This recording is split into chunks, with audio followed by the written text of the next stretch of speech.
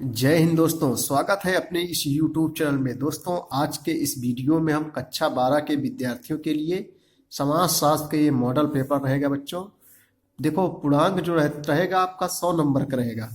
समय 3 घंटे 15 मिनट मिलेंगे। 15 मिनट परीक्षार्थियों को प्रश्न पत्र पढ़ने के लिए निर्धारित है।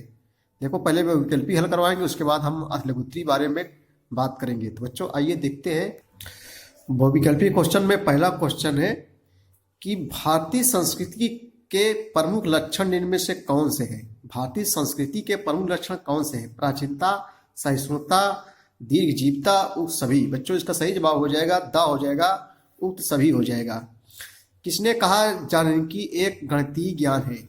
किसने कहा बच्चों कि जो है जानकी एक गणितीय ज्ञान है? जो बान मेयर, माल्थस, अचले गुल्डाई, लीबा सिमर। तो इसका सही जवाब बच्चों हो जाएगा द हो जाएगा, अचले गुलियार्ड। अगला क्वेश्चन देखेंगे। किसने कहा संस्थाएं कार्य विधियों की स्वीकृत दशाएं या स्वरूप है? किसने कहा कि जो है संस्थाएं जो है कार्य विधियों की स्वीकृत दशाएं या स्वरूप है?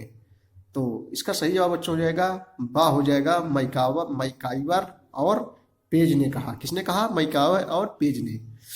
अगला क्वेश्चन है 2011 की जनगणना के अनुसार लिंगानुपात क्या है? जनगणना 2011 की जनगणना के अनुसार लिंगानुपात क्या है बच्चों? तो 940 है। लिंगानुपात क्या कहते हैं बच्चों? 1000 पुरुषों पर कितनी महिलाएं हैं, इसी को लिंगानुपात कहते हैं।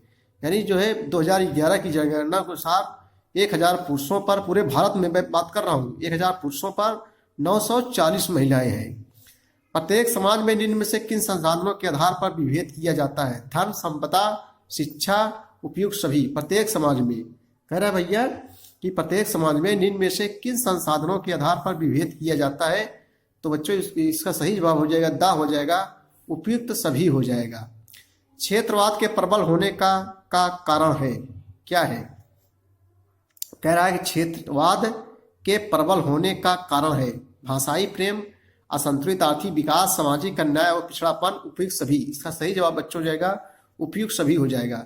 पद्धति की विशेषता है क्या है? बताइए, पद्धति की विशेषता क्या है? निष्पक्षता, सुनिश्चितता, सार्वभौमिकता, उक्त सभी। तो बच्चों इसका सही जवाब हो जाएगा उपयुक्त सभी हो जाएगा। चलिए नेक्स्ट क्वेश्चन हम लोग देखें। अगला क्वेश्चन है भैया कि आधुनिकीकरण के परिणाम स्वरूप परिवर्तन होता है सामाजिक व्यवस्था में, व्यक्तित्व व्यवस्था में, सांस्कृतिक व्यवस्था में, उपयुक्त सभी। इसका सही जवाब हो जाएगा उपयुक्त सभी हो जाएगा। दबाव समूह अपने उद्देश्य की पूर्ति के निम्न में से क्या करते हैं? दबाव समूह बच्चों जानते हो, जिसको मतलब ये चुनाव नहीं लड़ते हैं, ये जो है चुनाव नहीं लड़ते, चुनाव लड़वाते हैं। जो दबाव समूह होते हैं चुनाव लड़ते नहीं, चुनाव लड़वाते हैं। देखो, दबाव समूह अपने उद्देश्य की पूर्ति निम्न से क्या करते हैं? प्रचार करना, हड़तालें और प्रदर्शन करना, जनमत को प्रभावित करना, उपयुक्त सभी। बच्चों इसका सही जवाब हो जाएगा उपयुक्त सभी हो जाएगा। इसका सही जवाब द हो जाएगा।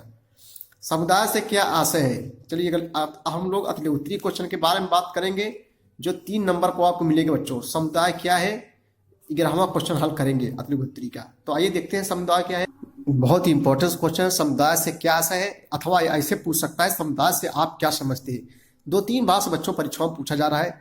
देखो, अब लोग उत्तर लिखेंगे। समुदाय से आप क्या समझते? उत्तर है जब कभी किसी छोटे बड़े समूह के सदस्य इस प्रकार साथ साथ रहते हैं कि उनका साथ रहना किसी विशेष प्रयोजन या स्वार्थ से न होकर सामान्य जीवन के कारण होता है, तो ऐसे समूह को क्या कहते हैं बच्चों? हम समुदाय कहते हैं। ऐसे समूह को क्या कहा जाता है? समुदाय कहा जाता है। अब हम लोग 12वां क्वेश्चन बच्चों देखेंगे अतिलघुत्री का। सहज शताब्दी विकास लक्ष्य 2015 क्या है? इसका आइए उत्तर देखते हैं। देखो बस, सहज शताब्दी विकास लक्ष्य 2015 क्या है? उत्तर लिखेंगे सहज शताब्दी विकास लक्ष्य, जिसको कहते हैं MDHIMR, प्रति 1000 जीवित बच्चों पर मरने वाले शिशुओं की संख्या को घटाकर 2015 से 28 तक करने का था। इसी कहते बच्चों सहज शताब्दी कहते। क्वेश्चन नंबर हम लोग 13 देखेंगे कि जनजाति समुदाय से आप क्या समझते हैं? बच्चों 3 नंबर आपको मिलेगा। जनजाति समुदाय से आप क्या समझते हैं? देखो, उत्तर एक बार हो गया बच्चों। जनजाति समुदाय से आप क्या समझते हैं? देखो, जनजाति एक ऐसे लोगों का समूह है जो एक निर्धारित भौगोलिक क्षेत्र में रहते हैं। समानता कहाँ रहते हैं? जंगलों तथा पहाड़ियों में। इनकी एक साझा संस्कृति होती है। ये आर्थिक रूप से क्या होते हैं? पिछड़े होते हैं। अधिकतर ये कहाँ रहते हैं? जंगलों में रहते हैं, जंगलों पहाड़ों में जनजाति लोग।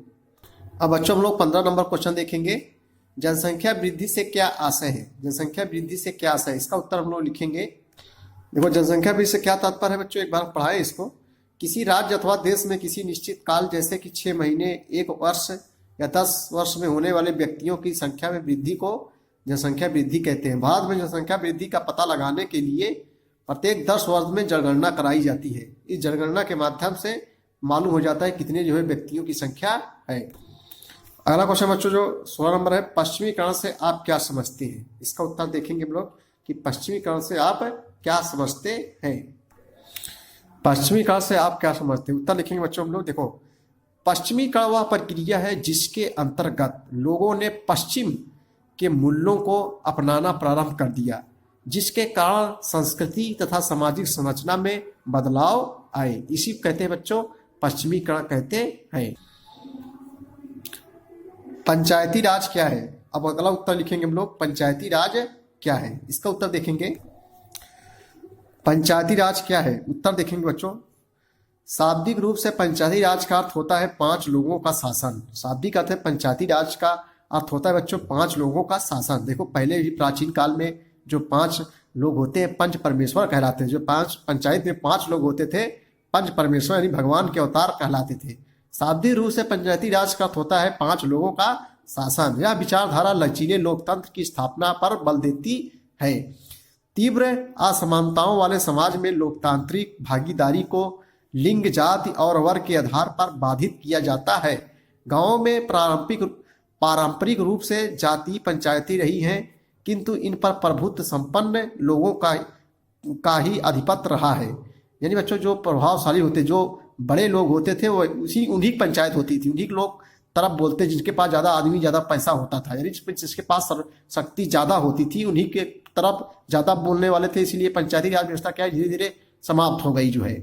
किंतु इन पर जो है प्रभु संपन्न लोगों का ही आधिपत्य रहा है। इनका दृष्टिकोण प्रायः रूढ़िवादी रहा है और ये लगातार लोकतांत्रिक मानदंडों और लोकतांत्रिक प्रक्रिया के विपरीत निर्णय लेते हैं जो है। इसी को कहते हैं बच्चों पंचायती राज। अब जो है हाई कोर्ट वगैरह हो गया है, अब पंचायत की बात कोई नहीं मानता है। अगला क्वेश्चन देखिए बच्चों 18 नंबर हम लोग देखेंगे, समर्थन मूल्य क्या है? समर्थन मूल्य क्या है, समर्थन मूल्य किसे कहते हैं, इसका उत्तर हम लोग देखेंगे। समर्थन मूल्य क्या है? देखो किसानों के उत्पादों का न्यूनतम मूल्य जो किसी निश्चित फसल वर्ग के लिए सरकार द्वारा निर्धारित किया जाता है समर्थन मूल्य कहलाता है। फिर से देखेंगे बच्चों समर्थन मूल्य क्या है, किसानों के उत्पादों का न्यूनतम मूल्य जो किसी निश्चित फसल वर्ग के लिए सरकार द्वारा निर्धारित किया जाता है उसे जो है बच्चों समर्थन मूल्य कहलाता है, यानी उसे समर्थन मूल्य कहते हैं। 19 नंबर बच्चों हम लोग देखेंगे क्षेत्रवाद का क्या अर्थ है। क्षेत्रवाद का क्या अर्थ है? आइए बच्चों अतलेगुत्री 2 क्वेश्चन, क्षेत्रवाद क्या अर्थ है, क्षेत्रवाद को परिभाषित कीजिए। देखो लगातार ये परीक्षाओं पूछा जा रहा है, ये 19 नंबर, इसके बाद 20 आ जाएगा। तो आइए देखते हैं बच्चों क्षेत्रवाद क्या अर्थ है। देखो उत्तर लिखेंगे हम लोग, क्षेत्रवाद अन्य क्षेत्रों एवं संपूर्ण राष्ट्र की तुलना में अपने ही क्षेत्र को श्रेष्ठ मानने एवं सभी क्षेत्रों में उसे प्राथमिकता देने की पक्षपातपूर्ण भावना है। इसी कहते हैं बच्चों क्षेत्रवाद। और देखते हैं वेबस्टर डिक्शनरी के अनुसार, वेबस्टर डिक्शनरी के अनुसार क्षेत्रवाद में एक विशिष्ट उपराष्ट्र या अधोराष्ट्र के प्रति जागरूकता और भक्ति पाई जाती है, जिसकी विशेषता सामान्य संस्कृति पृष्ठभूमि या हित होती है। अब हम लोग 20 नंबर देखेंगे बच्चों, सांप्रदायिकता निवारण के लिए सुझाव दीजिए। अतलेगुत्री क्वेश्चन के ये 20वां क्वेश्चन है। आइए देखते हैं सांप्रदायिकता निवारण के सुझाव देना है। देखो नंबर 1 लिखेंगे हम लोग, प्रजातांत्रिक मूल्यों के आधार पर प्रत्येक व्यक्ति के महत्व को मान्यता दी जाए।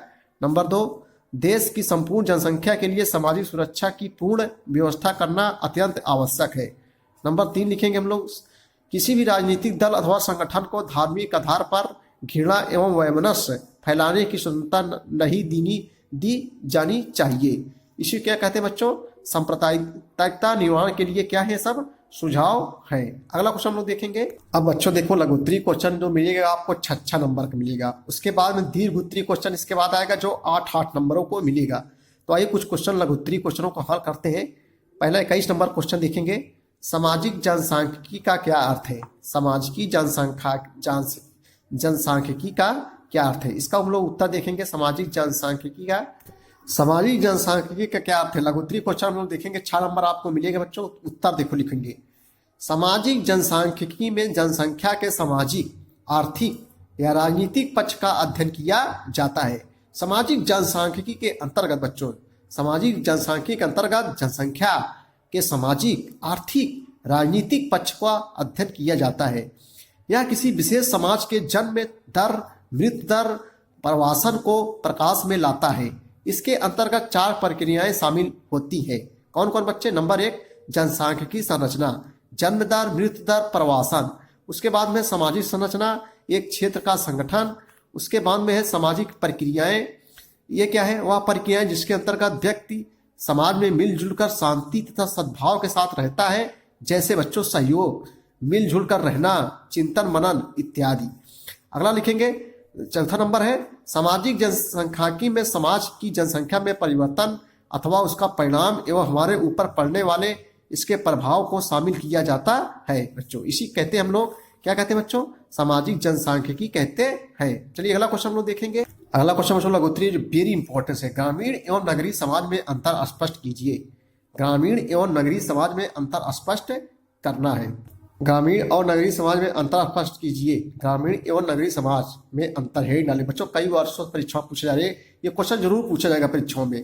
ग्रामीण समाज और नगरीय समाज में अंतर, एक तरफ लिखेंगे ग्रामीण समाज, एक तरफ लिखेंगे हम लोग नगरीय समाज। ग्रामीण समाज क्या होता है बच्चों? गांव में जनसंख्या का आकार कम होता है क्योंकि वहां खेती ही एकमात्र व्यवसाय होता है। जबकि बच्चों नगरीय में क्या होता है? नगरों में आबादी घनी होती है। नगर में व्यापार, उद्योग धंधे, शिक्षा, रोजगार आदि की अधिक सुविधा होने के कारण जनघनत्व तो क्या होता है? अधिक होता है बच्चों। नंबर 2 लिखेंगे इसमें, गाँव में सांस्कृतिक, आर्थिक तथा सामाजिक जीवन में एक रूपता पाई जाती है, जबकि नगरों की जनसंख्या में विभिन्नता होती है क्योंकि यहाँ विभिन्न देश, प्रांत, धर्म, जाति और प्रजाति के लोग जो है बस जाते हैं। गांव में परिवार के सदस्यों में बहुत ही घनिष्ठ संबंध होता है और पारिवारिक विषयों में उनके विचार और आदर्शों में जो है एक रूपता होती है, जबकि बच्चों नगरों में पारिवारिक घनिष्ठता कम पाई जाती है। गांव में विवाह में धार्मिक संस्कारों एवं सामाजिक आधारों का महत्व होता है, जबकि नगरों में विवाह का धार्मिक आधार दिन प्रतिदिन दुर्बल होता जा रहा है, साथ ही विवाह की आयु जो है बढ़ रही है। गांव की स्त्रियां अशिक्षा, रूढ़िवादिता एवं कुसंस्कारों से घिरी होती हैं, जबकि बच्चों नगरों में क्या होता है? स्त्रियों की स्थिति गांवों की तुलना में क्या होती है? उच्च होती है बच्चों। इसी कहते हैं, ये क्या है बच्चों? ग्रामीण एवं नगरीय में अंतर। बहुत इंपॉर्टेंट क्वेश्चन है।